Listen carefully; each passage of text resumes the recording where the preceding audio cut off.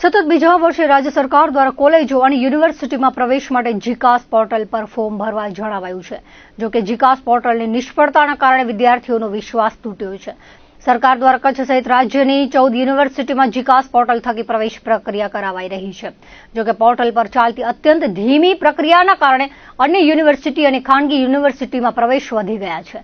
ત્યાં કોઈ ધારા ધોરણ લાગુ પડતા ન હોવાથી મન ફાવે તેમ પ્રવેશ અપાઈ રહ્યા છે। જ્યારે સરકારી યુનિવર્સિટીમાં સીટો ભરાતી નથી ત્યારે જીકાસનો હેતુ સાર્થક કરવા માટે તમામ ખાનગી યુનિવર્સિટીને તેમાં આવરી લેવામાં આવે તેમજ આ વર્ષે મોક રાઉન્ડ ઉમેરી વિદ્યાર્થીઓને કોલેજની અંતિમ પસંદગી કરવાનો વિકલ્પ આપી પ્રવેશ પ્રક્રિયા સરળ બનાવવામાં આવે।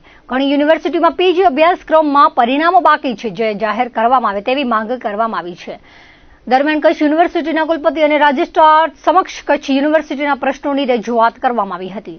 LLBમાં 350 કુલ ગુણ ધરાવતા વિષયમાં રજૂઆત છતાં કાર્યવાહી થઈ નથી। સ્પોર્ટ્સ ફી વસૂલવામાં આવે છે પણ સ્પોર્ટ્સના સાધનો નથી।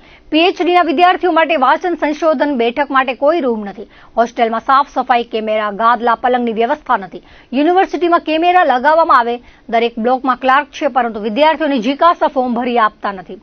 BSc nursing MA English semester 2માં પરિણામ બાકી છે અને વિદ્યાર્થીઓને માર્કશીટમાં RRના પ્રશ્ન છે। લાઇબ્રેરીમાં નિયમિત સાફ સફાઈ નથી। PhD વિદ્યાર્થીઓ માટે અલગ રૂમની વ્યવસ્થા નથી।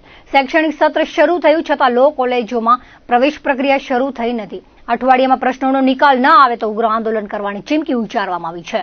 અખિલ ભારતીય વિદ્યાર્થી પરિષદ દ્વારા કચ્છ યુનિવર્સિટીમાં બે વિષયો લઈને બે મુખ્ય મોટા વિષયો લઈને આવેદન આપવામાં આવ્યું છે। એક વિષય તો જીકાસ અને બીજું લોકલ પ્રશ્નનો વિષય છે યુનિવર્સિટીના।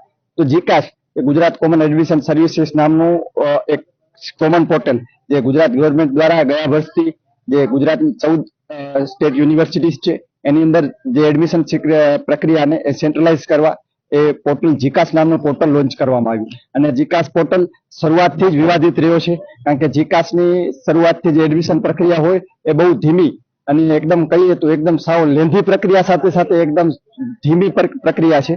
તો આ પ્રક્રિયામાં જે ગયા વર્ષે પણ આપણે જોયું કે જીકાસની અંદર એડમિશન લેવામાં લગભગ એડમિશન પ્રક્રિયા જે પહેલા નોર્મલી ચાલતી એના 3 મહિના 4 મહિના સુધી પણ જીકાસ દ્વારા એડમિશન લેવામાં આવતા હતા કારણ કે જીકાસની જે લેન્ધી પ્રક્રિયા ધીમી પ્રક્રિયાને કારણે ઘણી બધી યુનિવર્સિટી ઘણી બધી કોલેજોની સીટો ખાલી રહી જતી હતી અને આ વર્ષ પણ એ જ પ્રશ્ન છે। ગયા વર્ષે વિદ્યાર્થી પરિષદ દ્વારા કેટલા બધા આંદોલનો કેટલી બધી ગુજરાત સ્તર પ્રાંત સ્તર પ્રદેશ સ્તરના આંદોલનો પ્રદેશ સ્તરની રજૂઆતો બાદ પણ આ વર્ષે જયારે જીકાસ લોન્ચ કરવામાં આવ્યું એના પહેલા વિદ્યાર્થી પરિષદ પાસે જે સુઝાવો લેવામાં આવ્યા એ સુઝાવો આપ્યા બાદ પણ જયારે આ જીકાસ પાછું આ વર્ષ માટે જયારે એડમિશનો માટે જીકાસ પોર્ટલ પાછું જયારે કામમાં આવ્યું જીકાસ પોર્ટલની શરૂઆત થઈ એડમિશનોની શરૂઆત થઈ ત્યારથી જ પાછું ગત વર્ષની જેમ જીકાસ પોર્ટલ વિવાદિત રહ્યું છે।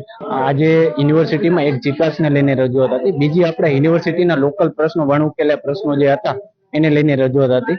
એમાં સૌથી મોટો પ્રશ્ન હોસ્ટેલનો હતો। આપ બધા જાણીએ છીએ તેમ કે અત્યારે શૈક્ષણિક વર્ષ જે સત્ર શરૂ થઈ ગયું એમ છતાં હોસ્ટેલ હજી ચાલુ નથી થઈ અને હોસ્ટેલ ચાલુ થઈ છે તો પણ એમાં કોઈ વ્યવસ્થા નથી। એક ગાદલાને લઈને એવી નાની નાની પ્રાથમિક સુવિધા પણ આપવામાં નથી આવતી એને લઈને રજૂઆત કરવામાં આવી। બીજી સૌથી મોટી માંગ હતી PhDના વિદ્યાર્થીઓ માટે કે UGC નોર્મ્સ મુજબ દરેક વિભાગની અંદર PhDના વિદ્યાર્થી માટે અલગ લાઇબ્રેરી અલગ રૂમની વ્યવસ્થા હોવી જોઈએ જે આપણી યુનિવર્સિટીમાં નથી।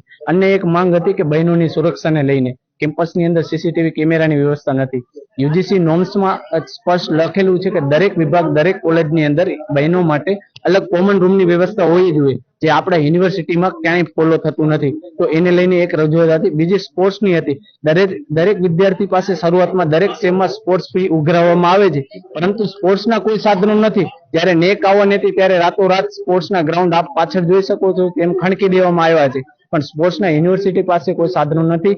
આ તમામ પ્રાથમિક વિષયોને લઈ અને દિન 7ની અંદર તમામ પ્રશ્નોનું સમાધાન કરવા માટે ABP દ્વારા માંગ કરવામાં આવી છે। જો દિન 7માં માંગ સ્વીકારવામાં નહીં આવે પ્રશ્નો ઉકેલવામાં નહીં આવે અભાવિપ દ્વારા ઉગ્રમાં ઉગ્ર રજૂઆત કરવામાં આવશે અને તમામ જવાબદારી યુનિવર્સિટી તંત્રની રહેશે।